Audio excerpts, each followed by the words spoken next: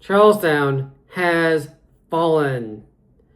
After successfully taking the port city of Charleston, South Carolina, in May 1780, the British set about establishing a series of outposts and supply depots to secure their hold on South Carolina before moving north into North Carolina. The largest of these outposts was located at Camden, South Carolina, where the new American commander of the Southern Department, General Horatio Gates, the hero of Saratoga, decided to strike first and proceed to drive the British out of the state. Was he successful? No, he was not. The Battle of Camden would be one of the worst defeats of the American Revolutionary War. But why and how did this happen? After all, General Gates was supposed to be this great general, the hero of Saratoga. So why was he defeated? I'm glad you asked. So, after all, this is why I decided to make this video and why I decided to click on it. So, kick back, relax, grab a drink and a snack if you want, as I tell you the tale of part 3 of the Southern Campaign, the Battle of Camden, South Carolina, listed on the History Inquirer. General Horatio Gates was chosen by Congress to command the Southern Department and rebuild the Southern Army in June 1780.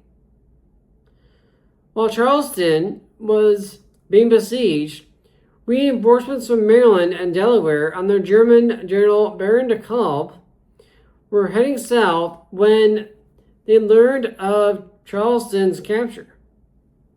These troops, along with General Gates' reinforcements, would form the backbone, the core of the new army. After the fall of Charleston, Brigadier General Isaac Huger ordered Abraham Buford's Virginians to withdraw into North Carolina. At Salisbury, they were to join up with DeKalb's soldiers. There were North Carolina militia with them now too, as well as Governor John Rutledge of South Carolina.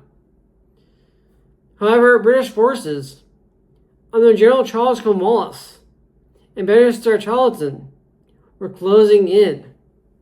Tarleton was sent on ahead with a small force of 270 men, including cavalry. Buford and his men were only a few miles from the North Carolina border when Tarleton's legion caught up with them. Though Buford's infantry made a brave stand against the enemy, they were overrun with Tarleton's cavalry slicing through their ranks before some could get 2 shots off. It was all over in minutes. Buford's men never once unleashed a coordinated volley at the British, and one of their officers said his men never fired their muskets at all. The British made no use of their muskets either. All that was needed was galloping horses, the saber, and the bayonet. From this point forward, Tarleton was known as Bloody Ben or Bloody Ben. The battle itself became known as the Waxhaws Massacre. And after that, when a defeated loyalist or British soldier tried to surrender, they would be routinely reminded of Tarleton's quarter. Matter of fact, when Americans tried to surrender, they were instead bayoneted by Tarleton's men. Following this, many Americans chose to enlist in the fight against the British, and Bloody Ben increasingly led to Americans fighting against the British. Buford lost 113 men, with 150 seriously wounded or maimed and 50 captured. Yeah, so not all were bayoneted. The loss of Charlestown and the defeats at Monk's Corner, Lanús Ferry, and the Waxhaws all occurred within 6 weeks of each other, one defeat after another. The Americans needed a win, a victory, something to turn this thing around. They needed to rebuild their army and take back the initiative. This daunting task now fell to General Horatio Gates. Since Washington was able to spare only 1,400 Continental troops, this new force would have to consist primarily of militia. Citizen soldiers had contributed mightily to Horatio Gates' victory at Saratoga, making him their zealous advocate and the obvious choice to take over the Southern Department. General Horatio Gates, like Baron de Kalb, had served during the War of Austrian Succession and the French-Indian War, though on opposite sides. Gates on the British and de Kalb on the French. After taking over command from de Kalb, General Gates decided to march his army of 3,000 men south to Ridley's Mill, just 13 miles north of Camden, on August 13th. Some of his officers were opposed to the march as they believed that the army was not ready for a major battle, since many of the men had never seen a battle before and had little training or discipline. The best troops Gates had were the men from Maryland and Delaware under General de Kalb. General Gates led his men from Ridley's Mill towards Saunders Creek, 7 miles south, on a night march where they would be in a solid defensible position. However, what Gates did not know was that General Cornwallis and Lieutenant Colonel Francis Rawdon knew his movements and were headed in his direction, with Tarleton's Legion leading the way. What happened next was pure coincidence. The American cavalry and Tarleton's cavalry ended up running into each other. Tarleton's dragoons charged the Americans with the yell of an Indian savage, but were driven back, and both commanders tore up their plans. Gates could have retreated, however, doing so would have seemed like cowardice and have a dispiriting effect on American morale. On August 16th, the battle lines were drawn just 6 miles from Camden, South Carolina, at Saunders Creek. To better illustrate the battle,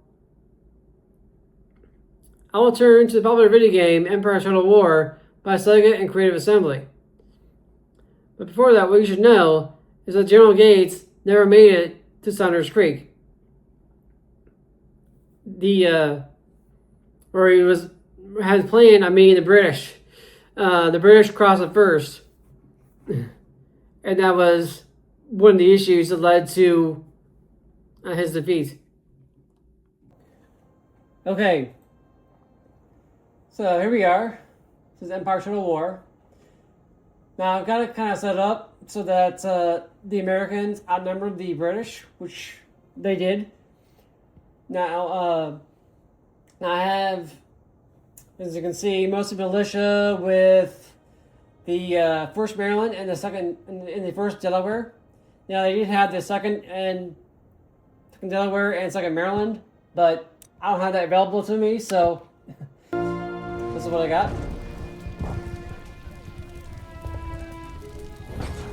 Now here we are. We have our American Army.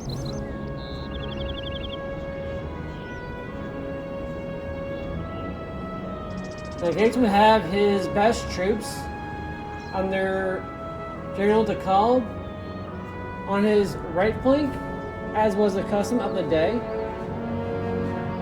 whereas the militia is inexperienced Virginia militia on his left flank, And you also have militia in the center. And here are the troops, as you can see.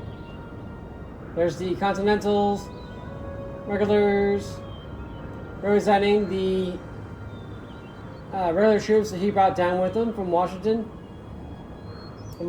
army. And then as we go on and take a look at the 1st Maryland and 1st Delaware. Yeah, so these are the regulars.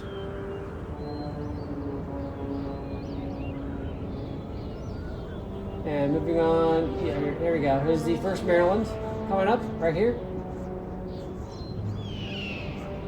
1st Maryland. And then the 1st Delaware on the end here.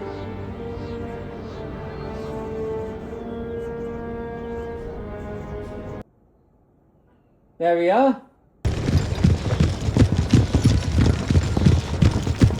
Under General Patel.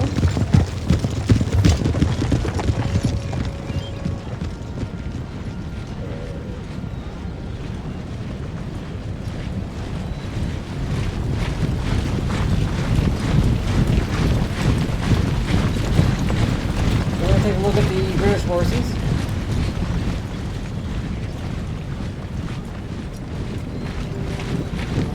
Their Sultan's Legion with their lovely green jackets. Right there.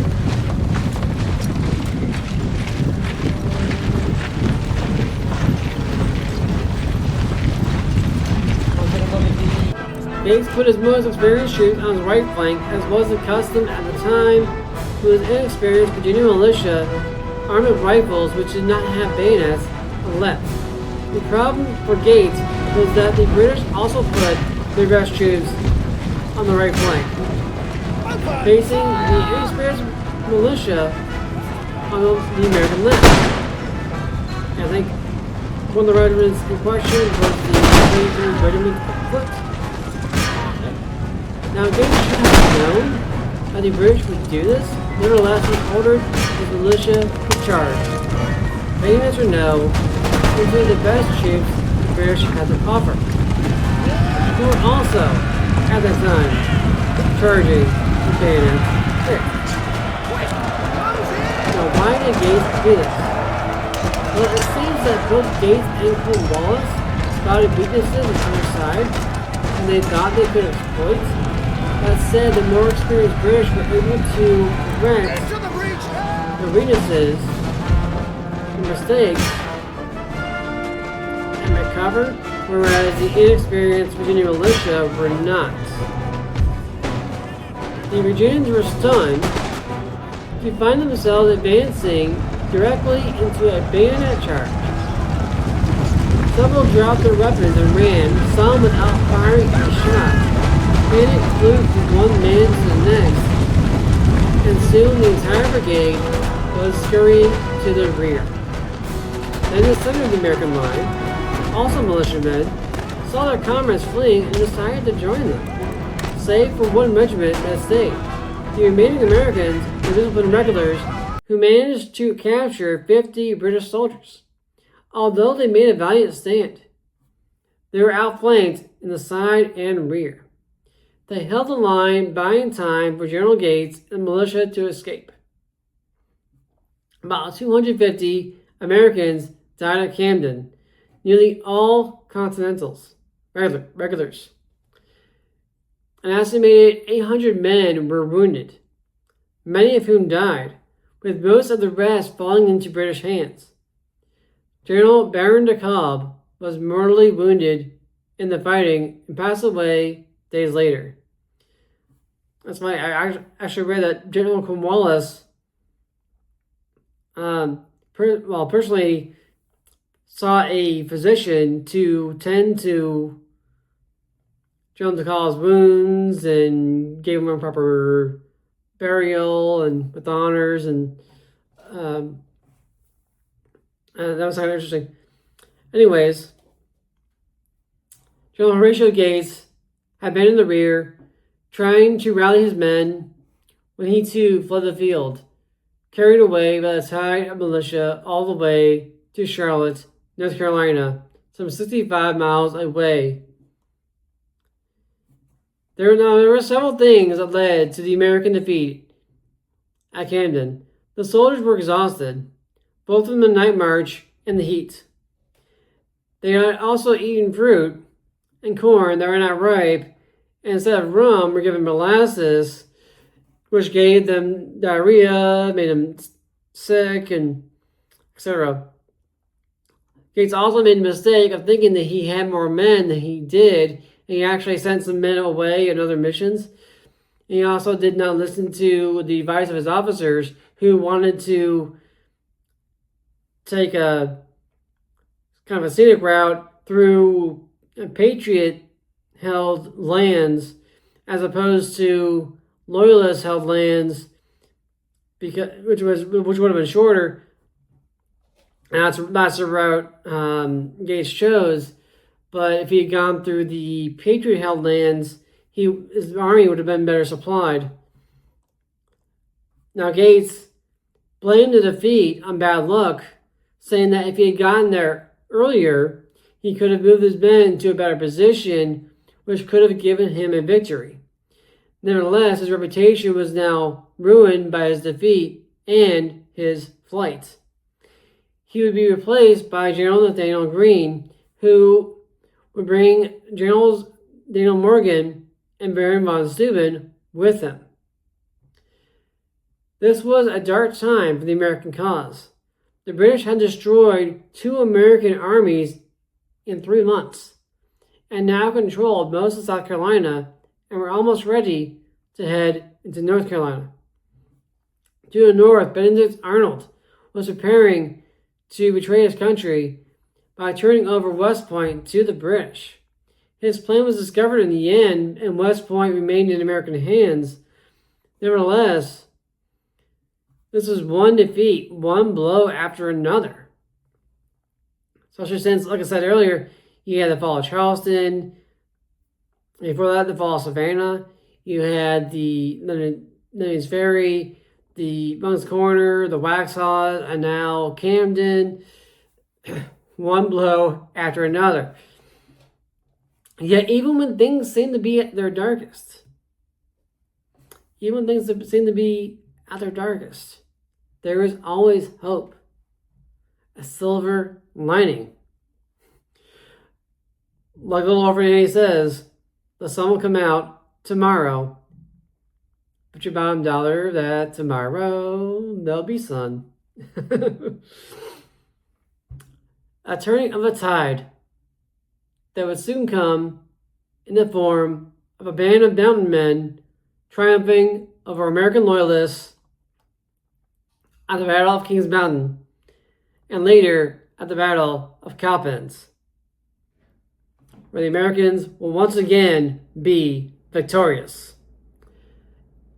And that will be the video for next time on History Inquirer. Thank you. Oh, before I forget, please remember to like, comment, subscribe, keep inquiring, and I'll see you all next time. Thank you.